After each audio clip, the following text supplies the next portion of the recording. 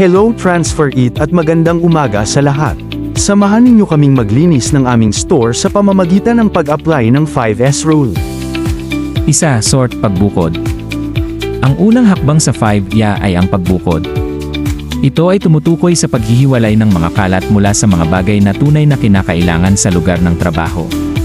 Sa yugtong ito, kinakailangang alisin ng koponan ang lahat ng bagay na malinaw na hindi nababagay o hindi kailangan sa lugar ng trabaho, at iwan lamang ang mga kinakailangan.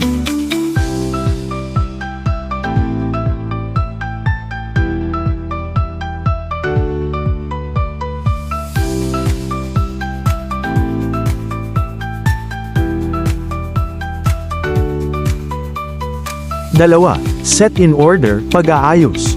Ang susunod na hakbang ay ang pag-aayos ng mga natirang bagay pagkatapos ng pagbukod.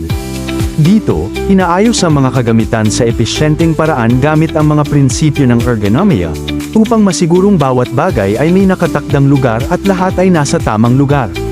Tatlo, shine, paglilinis. Ang shine ay ang masusing paglilinis ng lugar, mga kasangkapan, makina, at iba pang kagamitan upang maibalik ang mga ito sa halos bagong kondisyon.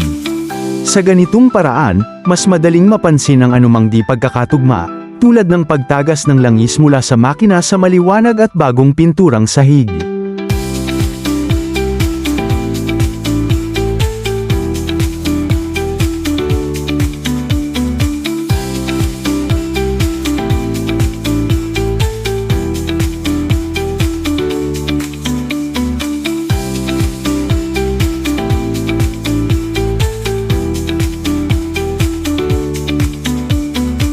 Tatlo, shine, paglilinis.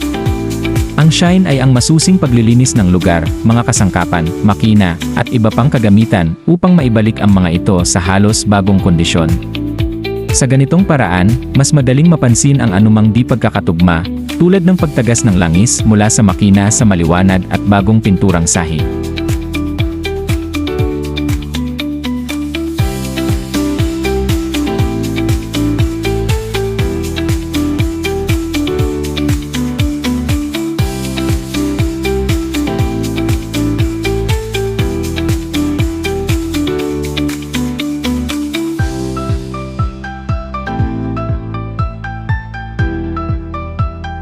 Apat, standardize, pagpapanatili ng pamantayan.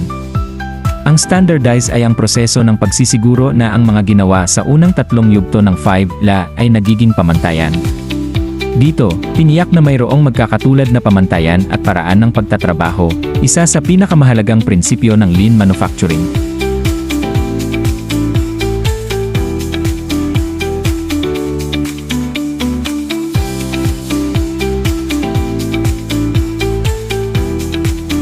Lima, sustain, panatilihin.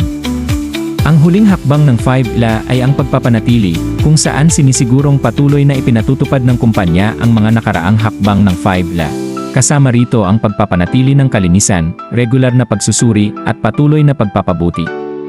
Ang 5-la ay dapat maging bahagi ng kultura ng negosyo at responsibilidad ng lahat ng nasa organisasyon.